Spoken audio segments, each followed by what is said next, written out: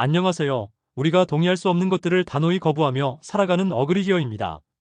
얼마 전 젤렌스키와 트럼프는 광물 협정 체결 직전에 이뤄진 정상회담에서 주먹다짐에 가까운 설전을 벌였고 협정은 결렬됐습니다. 회담이 끝나고 예정된 오찬도 하지 못하고 젤렌스키는 백악관을 쫓겨나다시피 떠나야 했습니다.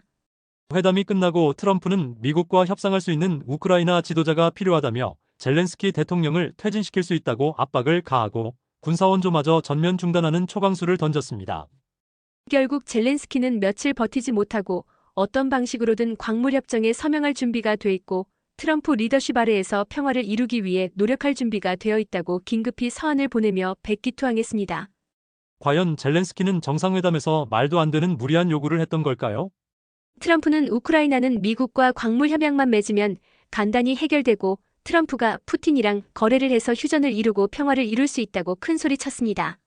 JD 벤슨 부통령은 멍청한 바이든 방식이 아니라 외교를 통해 해결할 수 있다고 거들었습니다.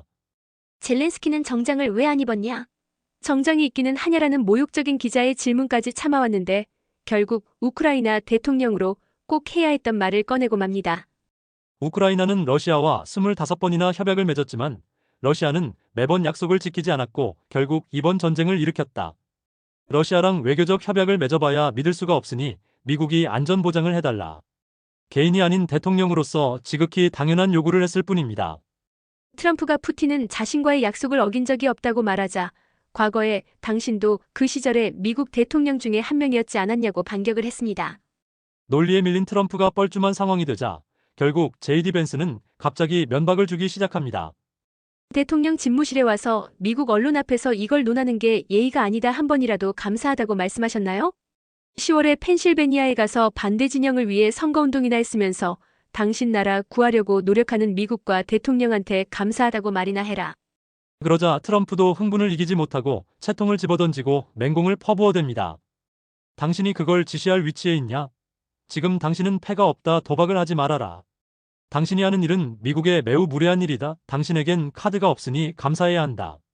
우리한테 난 휴전을 원하지 않는다. 난 가고 싶고 이걸 원한다고 찡찡거리기만 하지 말고. 왜냐하면 당신은 협상력이 없으니까 미국 없으면 당신들은 패가 하나도 없다. 그런데 너는 전혀 감사하는 것 같지 않다. 그래, 그럼 알겠다. 충분히 봤으니 이제 여기서 끝내자. 그렇게 트럼프는 회담을 끝내고 바다 건너온 전쟁 중인 우크라이나 대통령에게 식사 대접도 하지 않고 돌려보냈습니다. 그렇다면 이번 광물 협정은 어떤 내용이었는지 궁금해집니다.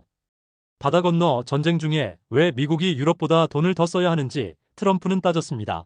그리고 원조금 회수에 대한 담보를 요구한 것이고 그것이 바로 이번 광물 협정입니다. 그런데 이것은 신식민주의적 착취이며 약탈과 같은 불공정한 조건입니다. 미국이 그동안 지원한 금액은 약 1197억 달러에서 1750억 달러 사이로 추정되는데 트럼프는 우크라이나에 최대 4.2배에 달하는 5천억 달러 될 때까지 광물 수익을 가져가겠다는 겁니다. 전쟁 중인 젤렌스키는 가진 패가 없고 협상력이 없으니 거부할 수가 없습니다. 당장 미국의 군사원조가 끊긴다면 우크라이나는 버틸 수가 없으니까요. 사실 중국과 반도체 전쟁을 벌이는 미국은 히토류가 대부분 중국에 매장되어 있어서 우크라이나의 히토류는 매우 필수적인 자원 확보의 문제였습니다. 전쟁 중이 아니라면 이런 헐값에 폭리를 취할 기회는 없습니다. 그런데 이런 상황이 바다 건너 남의 나라 얘기로만 들리시나요? 트럼프는 미 연방의회 연설에서 한국에 대해 이렇게 언급합니다. 한국이 미국보다 관세가 4배 높아서 매우 불공정하다. 우리는 한국을 군사적으로 다른 식으로도 아주 많이 도와주는데도 이런 일이 일어나고 있다. 우방이 이렇게 하고 있다. 실제 한미 자유무역협정으로 절대 다수 품목의 관세를 부과하지 않는데 말이죠. 그리고 며칠 전에는 알래스카산 천연가스 개발에 한국의 참여를 거론했습니다. 한국이 직접 땅 파서 천연가스 개발하고 그 천연가스도 돈 주고 수입해 가라는 얘기입니다. 트럼프는 대통령 선거 시절 한국은 부유한 나라니까 방위비 분담금 더 내야 된다고 주장했습니다. 심지어 주한미군 인원까지 부풀려서 말하며 엉터리 주장을 했습니다. 한국에 대해서 도대체 얼마나 방위비 증액을 요구할까요? 아니면 방위비 증액을 핑계로 다른 대가를 요구할까요? 그리고 얼마 전 트럼프는 한국과 대만이 미국 반도체 사업을 도둑질했으며 과거 미국의 반도체 공장 지으면 준다던 보조금은 10센트도 안 주겠다고 폭탄 선언을 했습니다. 한국은 과연 협상 카드가 있습니까? 한국은 무례하지 않을 패를 가지고 있습니까? 이제라도 우리는 우크라이나처럼 모욕당하지 않기 위한 협상의 패를 준비해야 합니다. 저는 오늘 과거 노무현 대통령의 전시작 정권과 관련한 명연설을 기억해 봅니다. 그리고 아직도 전시작 정권도 없는 나라에 살고 있다는 사실이 안타깝습니다. 대통령 혼자서 어떻게 미국하고 대등한 외교를 할 수 있겠습니까? 완전하게 대등한 외교는 할 수 없습니다. 미국은 초강대국입니다. 미국이 주도하는 질서, 그것을 거역할 수는 없습니다. 그러나 최소한 자주국가, 독립국가로서의 체면은 유지해야 될 거 아니겠습니까?